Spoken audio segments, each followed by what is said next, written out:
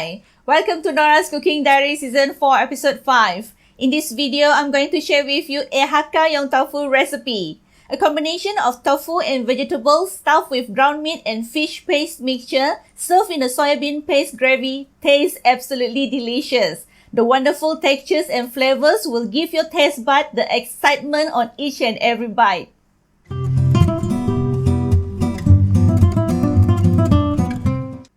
Yong Tau Foo is a Hakka Chinese dish that is very popular in Malaysia and many Asian countries. Yong Tau Foo literally means stuffed tofu.